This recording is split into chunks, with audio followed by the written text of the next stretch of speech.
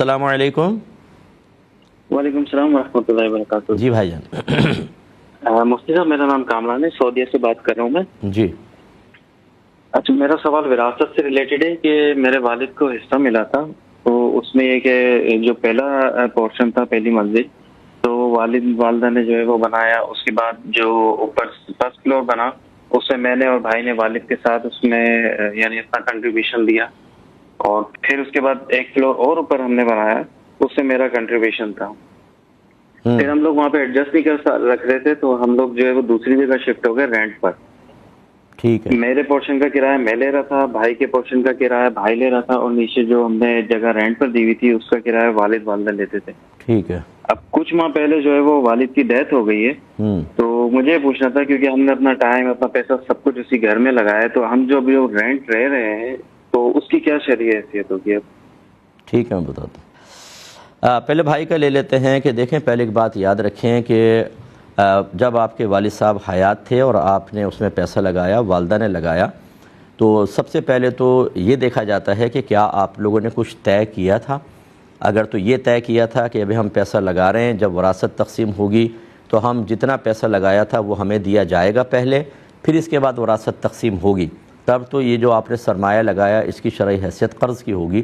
لیکن اگر ایسا نہیں تھا تو پھر یہ تبرع اور احسان کہلاتا ہے، یعنی عرف کو دیکھا جاتا ہے، اور عمومی طور پہ عرفاً ہمارے ماحول ایسا ہی ہے کہ جب کوئی بچے وغیرہ اپنا مکان کے اندر کوئی چیز لگاتے ہیں تو بعد میں ان کو وہ نہیں مطالبہ کرتے کہ ہمارا وہ حصہ دو، تو لہٰذا وہ کل وراثت کے اندر شامل ہوگا۔ پہلی بات تو یہ ہے۔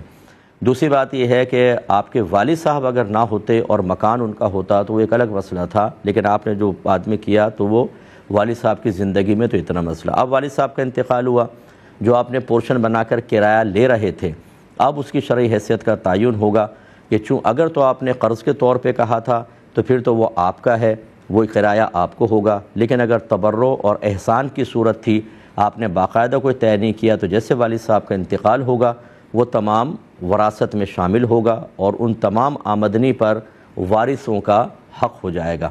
بعض نے اس کی اجازت بھی دی ہے، لیکن صحیح یہی ہے کہ آپ کو وارثوں کو بھی اس میں سے حصہ دینا چاہیے۔ جتنا بھی رینٹ آ رہا ہے، سب بہن بھائیوں کا جتنا شرعی حصہ بنتا ہے اس حصے کے اعتبار سے آپ ان کو دیں۔ جیسے لڑکوں کو 2 ملتا ہے اور بچی کو نصف ملتا ہے، اس کا آدھا ملتا ہے، تو اپنی بہنوں کو بھی آپ اس میں سے حصہ دیجئے، یہی صحیح مسئلہ ہے۔ اور اگر فرض کر لیں کہ مکان بک رہا ہو تو پھر اس صورت میں آپ علیحدہ، اگر آپ نے قرض کے طور پہ نہیں دیا تھا تو پھر آپ علیحدہ نہیں لے سکتے، بلکہ ٹوٹل مکان بکے گا اور اس میں وراثت تقسیم ہوگی۔ اور اگر آپ اس میں آبجیکشن کرتے ہیں تو اپنا ملبہ آپ لے جائیں، باقی مکان کے اندر سب کے سب حصے دار ہوں گے، اور وہ آپ کریں گے نہیں، اس لیے ٹوٹل میں سب کو حصہ دے دیا جائے۔ مختصر بریک لیں گے، ہمیں یقین ہے آپ ہمارے ساتھ ہی رہیں۔ بسم اللہ الرحمن الرحیم۔ پہلے کالز لیتے ہیں۔ السلام علیکم۔ جی وعلیکم السلام۔ میرا سوال ہے، پوچھنا یہ تھا کہ جو ہے نا گورنمنٹ اسکول کے ٹیچر ہیں، تو جب بریک ہوتا ہے نا تو بریک ٹائم میں کچھ کھانے پینے کے لیے لینے کے لیے باہر نکل جاتے ہیں۔ کون؟ اچھا، اب تو ٹیچر حضرات ہی۔ اچھا ٹھیک ہے۔ 20 منٹ کا بریک ہوتا ہے تو ان میں سے کچھ لوگ ایسے کرتے ہیں، ابھی تو بریک ہوا ہے تو کوئی گوشت لینے چلا گیا، کوئی پائے لینے چلا گیا، ذاتی کام بھی کر لیتے ہیں، تو اس میں کوئی حرج تو نہیں ہے؟ اچھا چلیں میں عرض کرتا ہوں۔ ایک کالر ہیں۔ السلام علیکم۔ السلام علیکم۔ جی وعلیکم السلام۔ مفتی صاحب، میرے 2 سوال ہیں۔ پہلا تو یہ ہے کہ میں اپنا یوٹیوب چینل اسٹارٹ کرنا چاہتی ہوں جس میں مجھے اپنی وائس کا استعمال کرنا ہے۔ کیا کرنا ہے؟ اگر مجھے اپنی وائس اوور کرنا ہے، اچھا، تو اگر میں اپنی وائس نکالوں، لیکن میں ایسی وائس نکالوں جو کارٹون جیسی لگے، ٹھیک ہے، تو کیا یہ میں کر سکتی ہوں؟ اچھا، میرا دوسرا سوال تو یہ ہے کہ کیا میت کا جو سینہ بند ہوتا ہے وہ نیچے رکھی دیکھا جائے گا یا اوپر کی طرف رکھا جائے گا؟ میت کا جو ہوتا ہے؟ جی جی ٹھیک ہے۔ اور میں عرض کرتا ہوں، یہ بہن نے کویسچن کیا تھا، ہماری بزرگ خاتون ہیں، 62 سال ہے، انہوں نے غالباً بتایا ہے۔ یہ کہتی ہیں کہ مجھے ٹریٹمنٹ کے لیے کافی فاصلے پر جانا ہوتا ہے، جو شاید مدت مسافت بن جاتی ہے، مدت سفر بن جاتی ہے، یعنی فاصلہ اتنا 92 کلومیٹرز دور، اور ہمیشہ مرد اویلیبل نہیں ہوتے، تو کیا میں اکیلی سفر کر سکتی ہوں کہ نہیں؟ تو بالکل کر سکتی ہیں۔ اگر آپ 62 سالہ کافی بڑی عمر ہوتی ہے اور غیر جاذب النظر ہیں، راستہ پرامن ہے اور آپ پردے کے ساتھ سفر کرتی ہیں تو اس کی بالکل گنجائش آپ کے حق میں نکلے گی، کیونکہ ٹریٹمنٹ کے لیے سفر کرنا ایک شرعی ضرورت ہے، اور اگر مرد میسر نہیں اور آپ کے نہ جانے سے مرض کے بڑھنے یا دیر میں اچھا ہونے کا اندیشہ ہے تو بہرحال آپ اس میں جا سکتی ہیں، اور اللہ تعالیٰ درگزر فرمانے والا ہے۔ ایسے یہ کہتی ہیں کہ گلی محلوں میں جو چنگچی چل رہے ہوتے ہیں، بعض اوقات ان کے کرائے کافی ہوتے ہیں، میں افورڈ نہیں کر سکتی، تو یہ موٹر سائیکل چلا رہے ہوتے ہیں، تو بائک کے اوپر کیا میں بیٹھ کر کم پیسوں میں شاید یہ جانا چاہ رہی ہیں، تو ادھر ایسا ہوگا تو بائک پہ پیچھے بیٹھ سکتی ہوں کہ نہیں؟ دیکھیں اگر آپ باقاعدہ برقع استعمال کرتی ہیں، اور وہی بات ہے کہ آپ کی ایج تو کافی ہے، 62 ہے، اور غیر جاذب النظر ہیں، اور تھوڑا سا آپ ریزرو ہو کے فاصلہ کر کے بیٹھتی ہیں، اور بہتر یہ ہے کہ جو کارٹن ہوتے ہیں گتا وہ بیچ میں ایک رکھ لیا کریں، اور آپ پھر چاہے ٹچ بھی ہو جائیں کیونکہ بیچ میں گتا آ جائے گا تو پھر یہ آپ کے لیے ایک محفوظ سفر کہلائے گا، اور شرعی عذر کی بنا پر کہ آپ کرایہ افورڈ نہیں کر سکتی ہیں دیگر، تو آپ کے لیے گنجائش نکلے گی، لیکن ہر بہن کے لیے نہیں ہے۔ جوان خاتون کو، جوان بچی کو احتیاطی کرنی ہوگی۔ ایک یہ کہتی ہیں، بچی نے پوچھا ہے کہ جو گورنمنٹ اسکول کے ٹیچر ہیں تو ان کو ایک بریک ٹائم ملتا ہے جس میں وہ باہر جا کے کھانا وغیرہ کھا سکتے ہیں، تو اس میں وہ اپنا کوئی ذاتی کام بھی کر لیتے ہیں، کوئی گھر کا گوشت لے آیا، کوئی پائے وغیرہ لے آیا، تو کیا حکم شرع ہوگا؟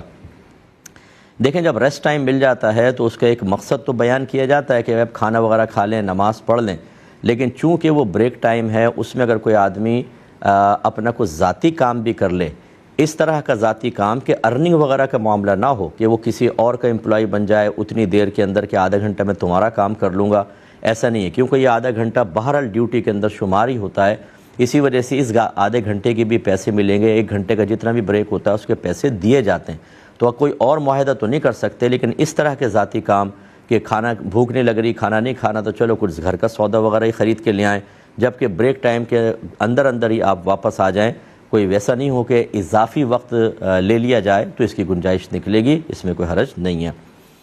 یہ بچے نے پوچھا کہ میں اپنا یوٹیوب چینل بنانا چاہتی ہوں، تو کہا جاتا ہے کہ عورت کی آواز بھی عورت ہے، یعنی چھپانے کی چیز ہے، تو اگر میں اپنی آواز کارٹون جیسی بنا کر کروں اور پھر میں وائس اوور اس پہ کروں کسی چیز کے اوپر، تو کیا شرعاً جائز ہوگا یا نہیں؟ دیکھیں بالکل ہوگا، آپ بلکہ آج کل اچھے سافٹ ویئر آ رہے ہیں، آپ ان میں اگر ریکارڈنگ کر کے ڈالیں تو پھر آپ جب اس میں کافی سارے آپشن ہوتے ہیں، روبوٹ کی آواز، لڑکی کی آواز، لڑکے کی آواز، بچے کی آواز، کارٹون کی آواز، وہ آپ کلک کر کے اس کو ویسے ہی ریکارڈ کر کے اور ڈال لیں۔ آج کل تو بہت سہولت ہے، بس تھوڑی سی آپ کو معلومات اور ایپس وغیرہ یا اس طرح کے جو سافٹ ویئرز ہیں ان کو استعمال کرنے کا طریقہ آنا چاہیے، تو بالکل آپ کر سکتی ہیں۔ اور یہ ہے کہ کیوں کرنا چاہتی ہیں یہ آپ نے نہیں بتایا، کوئی معقول چیز ہونی چاہیے، بیکار اور فضول قسم کی چیزیں ڈالنا یوٹیوب پہ ٹھیک نہیں ہے۔ اگر کوئی معقول چیز ہے، کوئی آپ ارننگ وغیرہ کرنا چاہتی ہیں اور اس میں آپ ظاہر خود نظر نہیں آئیں گی، صرف وائس اوور چل رہا ہے اور ارننگ آپ کرنا چاہتی ہیں، کوئی ناجائز چیز نہیں ہے، تو اس کی بھی گنجائش نکلے گی۔ میت کا جو عورت اگر میت ہو تو اس کے کپڑوں کے اندر جو 5 کپڑے ہوتے ہیں عورت کے، ایک سینہ بند ہوتا ہے، تو یہ کہتی ہیں وہ کہاں رکھنا چاہیے، کہ سب سے اوپر رکھنا چاہیے؟ تو اس میں مختلف طریقے ہیں، بہرحال جو ہمارا شرعی طریقہ تو یہی ہے کہ وہ اندر رکھا جاتا ہے، وہ پہلے رکھا جاتا ہے، یعنی پہلے ایک بڑی چادر ہوتی ہے، پھر کفنی ہوتی ہے، پھر سینہ بند ہوتا ہے، لیکن بعض عورتیں ایسے کرتی ہیں کہ سب کرنے کے بعد بڑی چادر سے پہلے وہ باندھتی ہیں اور اس کے اوپر بڑی چادر کر لیتی ہیں، تو بہرحال اس میں جھگڑا نہ کیا جائے، سنت کے مطابق وہ ہے، لیکن اگر یہ بھی کریں گے تو کوئی مسئلہ نہیں ہے، سنت 5 کپڑوں کے کفن کی سنت اس میں بھی پوری ہو جائے گی، تو کر سکتے ہیں۔ ایک بھائی نے پوچھا تھا کہ زید نے یعنی ایک شخص نے کسی بکر سے قرض مانگا، اس نے کہا کہ میرے پاس 1 تولہ سونے کے برابر رقم ہے، جیسے آج کل 2,80,000 غالباً چل رہا ہے، اس نے کہا 2,80,000 ہے مثلاً، یہ تم لے لو، لیکن جب تم واپس کرو گے تو مجھے سونے کی شکل میں کرنا، چاہے سونے کی قیمت کتنی ہو۔ تو اس طریقے سے قرض کا معاملہ طے کرنا کیسا ہے؟ دیکھیں شرعاً بالکل جائز نہیں ہے، یہ یاد رکھیں کہ جس شکل میں قرض دیا جاتا ہے اسی شکل میں اس کو واپس لینا چاہیے، کیونکہ اگر آپ دوسری شکل میں لیں گے تو کمی بیشی کے امکانات ہیں، اور قرض کے اوپر اگر کمی بیشی ہوتی ہے تو وہ سود میں شمار ہو سکتی ہے، جیسے اب یہاں یہ کہہ رہے ہیں اگر 2,80,000 دی اور سونا 3 لاکھ سے ابو ہو گیا مثال کے طور پر، تو پھر کیا ہوگا؟ پھر اس کا مطلب ہے کہ 2,80,000 دیے تھے اور سونے کے شکل میں جب 1 تولہ لے گا وہ بنے گا 3 لاکھ سے زیادہ، تو یہ جو اس نے زائد لیا یہ اپنے قرض کے اوپر نفع لینا ہے، اور رحمت کونین صلی اللہ علیہ وسلم واضح طور پہ فرماتے ہیں کہ جو قرض نفع کھینچے وہ نفع سود ہے، تو یہ خالصتاً سود ہوگا، حرام اور گناہ کبیرہ۔ لہذا اگر آپ نے سونا کسی کو ادھار دیا